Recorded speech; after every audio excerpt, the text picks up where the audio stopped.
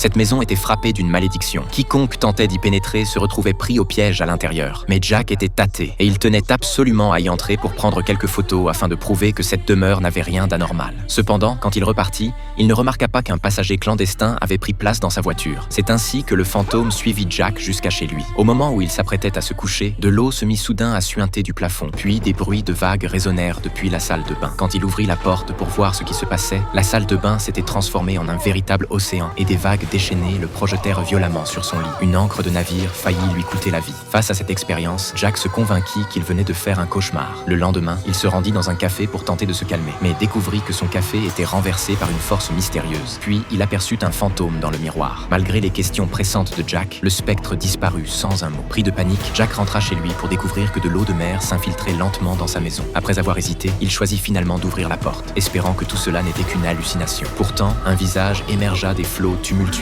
pour l'avertir qu'il devait retourner dans cette maison. C'est alors que Jack finit par croire à la malédiction. Il n'eut d'autre choix que de retourner dans cette demeure maudite pour chercher des réponses. Dès qu'il arriva devant la porte, il découvrit que la mère et son enfant qu'il avait rencontré précédemment l'attendaient en cause déjà, accompagnés d'un prêtre qui avait vécu la même mésaventure que lui. Ils étaient tous piégés dans cette maison hantée. À cet instant, les 12 coups de minuit résonnèrent. Les fantômes commencèrent à apparaître et seule la pièce où il se trouvait était sûre. Mais Jack, têtu comme il était, refusa de se soumettre. Il saisit son appareil photo et sortit de la chambre, espérant capturer la preuve de l'existence des esprits. À peine eut-il franchi le seuil qu'il aperçut une bougie flottant dans les airs. Il fit aussitôt demi-tour, mais ne remarqua pas que le personnage d'un tableau venait de s'en échapper. Il sentit alors un frisson glacial dans son dos, leva immédiatement son appareil pour prendre une photo, et la silhouette du fantôme se révéla instantanément. Plus terrifiante encore, ce spectre tenait une hache à la main. Jack continua d'avancer tout en photographiant, mais ne vit pas qu'un miroir était soudain apparu devant lui, et il s'y cogna de plein fouet.